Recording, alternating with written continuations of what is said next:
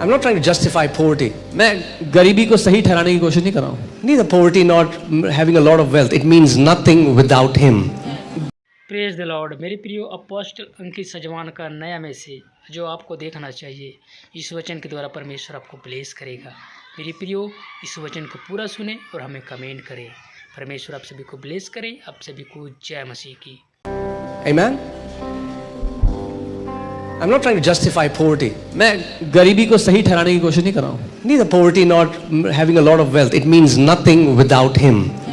ना गरीबी ना बहुत ज्यादा अमीरी, उसके बिना दोनों ही बेकार है. कोई मतलब नहीं है. Eternal life Anant is knowing Him. उसको जानना है. That means the more you know Him. जितना ज्यादा आप उसको जानते हो. What does eternal life in your emotions looks like? आपकी भावनाओं में अनंत जीवन कैसा दिखता है? What does eternal life in your body looks like? आपके शरीर में अनंत जीवन कैसा दिखता है? What does eternal life in your family relationships looks like? आपके परिवार के रिश्तों में अनंत जीवन कैसा दिखता है? But there is only one way for that, and that is to know Him. लेकिन एक ही तरीका है उस सब के लिए, उसको जानकर. So you search the scriptures. Yes, that's awesome. You search the scriptures because they testify of me, but you're not willing to come to me. So we, through the scriptures, go to Him. तुम वचन को ढूंढते हो क्योंकि वो मेरी गवाही देता है. अच्छा है वो करना, लेकिन वो तुम वचन को ढूंढकर मेरे पास नहीं आते क्योंकि लिखित वचन उसको इशारा करता है. So you take a scripture and you meditate it, and you meditate it, and bam, a door is opened in the spirit realm, and you have an encounter with Jesus. तो आप वचन को लेते हो, उसको उसके साथ बैठकर मनन करने लगते हो और आत्मा में एक दरवाजा खुलता है और आपका साक्षात्कार प्रभु यीशु मसीह से होता है. And then you hear Him. और तब आप उसको सुनते. John 10:27. My sheep hears my voice. यूहन्ना 10:27. मेरी भेड़ें मेरी आवाज को सुनती हैं. And I ginosko them. और मैं I know them experientially, and they know me experientially, and they follow me. और मैं उन्हें अनुभव के रूप में जानता हूं और वे मुझे अनुभव से जानते हैं और मेरे पीछे चलते हैं.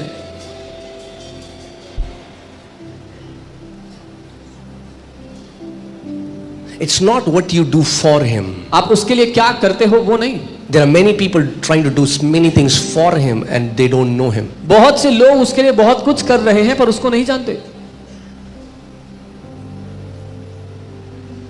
Drained out in ministry. सेवकाई में उगता चुके हैं, थक That's चुके why हैं. I tell my people. I said, if you're serving too much, that has affected your heart, sit down and hear the word. मैं अपने लोगों से ये कहता हूँ, और इतनी सेवा कर लिए कि दिल पे फर्क पड़ रहा है तो बैठो और वचन सुनो सिर्फ. Don't serve Him so much that you stop hearing Him. उसकी इतनी सेवा भी मत करो कि उसको सुनना ही बंद कर दो. Ministry. सेवकाई.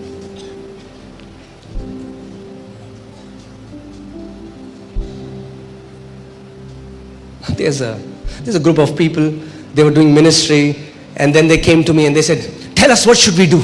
एक ग्रुप के लोग मिनिस्ट्री कर रहे थे और फिर मेरे पास आए, बोलते बताओ हम क्या करें. I said, nothing, do nothing. मैंने कहा कुछ मत They करो. were offended, they left. नाराज हो गए, चले गए छोड़ के.